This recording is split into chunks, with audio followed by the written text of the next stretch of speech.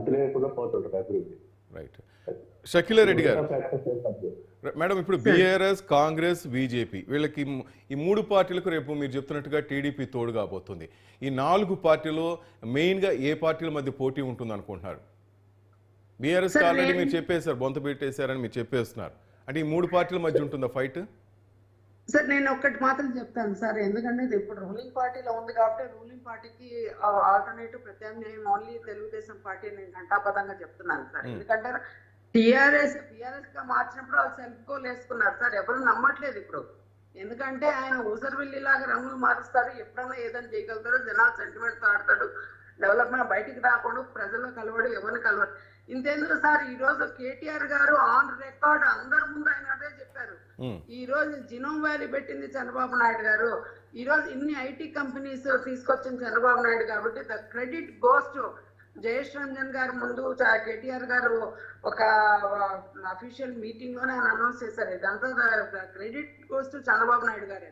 ఎందుకంటే వాళ్ళు యాక్సెప్ట్ చేసుకున్నారు ఇవన్నీ చంద్రబాబు నాయుడు గారు చేశారని చెప్పేసి. ఎందుకంటే ఇప్పుడు సార్ చెప్పినట్టు డెవలప్మెంట్ అనేది ఉంటే, డెవలప్మెంట్ ఏంటంటే ఈ సెంటిమెంట్లు ఇవన్నీ కొన్ని రోజులు పనిచేస్తాయి, తర్వాత లాస్ట్ డెవలప్మెంటే పనిచేస్తుంది. ఎందుకంటే జీడిపి రేట్ కూడా 4% హైయెస్ట్ జీడిపి రేట్ మొత్తం దేశంలో మందే ఉంది కాబట్టి ఇదంతా credit goes to Chandrababu Naidu గారు. ఎందుకంటే ఆయన ఒక బీజం నాటారు, బీజం నాటి దాని ఫలాలు ఇప్పుడు వీళ్ళు తింటున్నారు సార్, అంతే. సో అందుకని ఎప్పుడైనా సరే ఎక్కడైనా సరే తెలుగుదేశం పార్టీ, నేను అనుకోవడం కరెక్ట్ వర్డ్ చెప్పిన సృష్టికర్త సార్, తెలుగుదేశం పార్టీ సృష్టికర్త. ఈరోజు 2 రాష్ట్రాలు ఈ మాత్రం సుభిక్షంగా ఉన్నాయంటే దాని వెనుకాల మేధస్సు కానీ ఏదన్నా కూడా కానీ శ్రమ కానీ అంతా చంద్రబాబు నాయుడు గారిది. ముఖ్యమైన ఎన్టీ రామారావు గారు ఉన్నప్పుడు మేము చూసాము, చంద్రబాబు గారు ఉన్నప్పుడు చేశాము. చంద్రబాబు నాయుడు గారు ఎప్పుడు అనేవాళ్ళ మీటింగ్ లో, నేను నిద్రపోను మిమ్మల్ని నిద్రపోను అని. That is the slogan which is given to all the leaders అన్నమాట.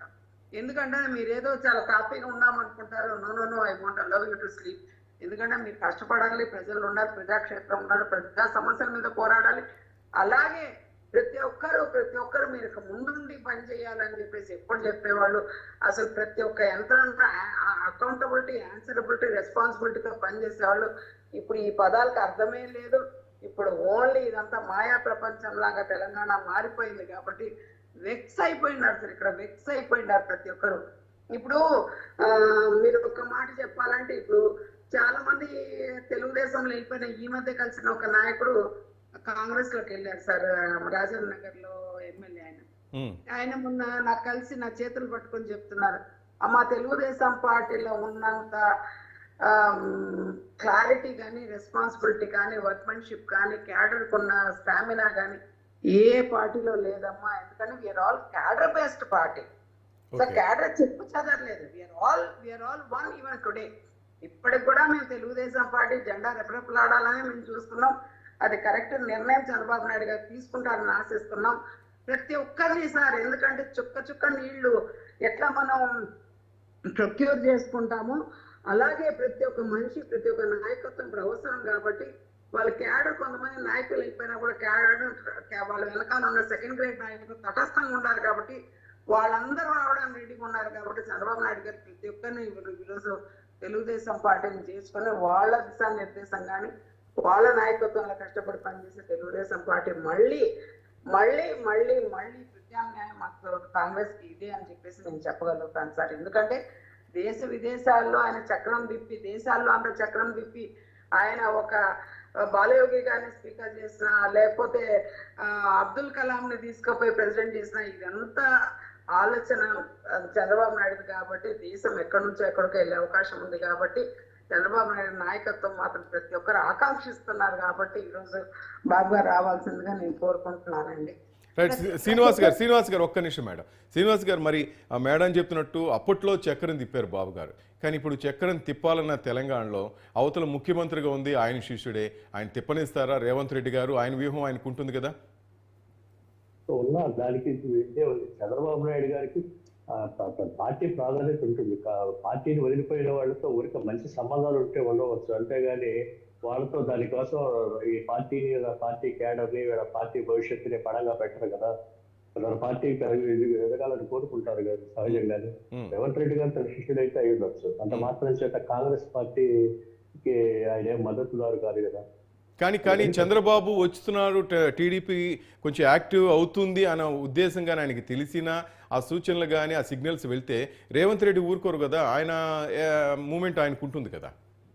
అంటే ఇప్పుడు అక్కడ నాయకుల్ని కానీ నాయకుల్ని కొంతమంది నిలువరించగలరేమో కానీ క్యాడర్ని కట్టడి చేయలేరు కదా ఎవరైనా. అక్కడ ఒక విలువలాగా వచ్చేస్తుంది అది. ఒక్కసారి స్టార్ట్ అయిందంటే కాగదు అది.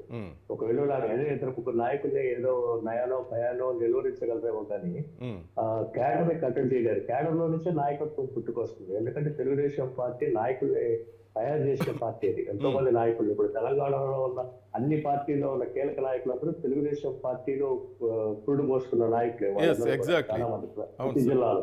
అందుకని కొంతమంది నాయకుల్ని కట్టడి చేసేస్తే కేడర్లో నుంచే కొత్త నాయకత్వం పుట్టుకొస్తుంది. అందుకని తెలుగుదేశం పార్టీలో అట్లాంటి ఇదే ఉండదు, నాయకులకు కొరత అనేది ఉండదు. ప్రతి కార్యకర్త నాయకుడు తయారు చేసే సామర్థ్యం సత్తా తెలుగుదేశం పార్టీకి ఉంది. ఒక చిన్న సాధారణ స్థాయి కార్యకర్తలు కూడా పార్లమెంట్ సభ్యులు చేసిన చరిత్ర తెలుగుదేశం పార్టీకి ఉంది. అందుకని నాయకుల్ని నిలువరించగలరు కానీ కేడర్ని కానీ దేన్ని కూడా ఆపలేరు వాళ్ళు. మేడం, బీఆర్ఎస్ ఇప్పుడు అదే టీఆర్ఎస్ బీఆర్ఎస్కి వెళ్ళింది. ఇప్పుడు ఆయనేమో మౌనం వహిస్తున్నారు. ఇటు కేటీఆర్, హరీష్ రావు ఆ పార్టీని ముందుకు తీసుకువెళ్తున్నారు. ఈ నేపథ్యంలో ఆల్రెడీ కామెంట్స్ స్టార్ట్ అయిపోయినాయి మేడం. నేను సాయంత్రం నుంచి మీరు చూడవచ్చు, బాలకృష్ణ కానీ ఇలాంటి వాళ్ళంతా కామెంట్ చేస్తున్నారు.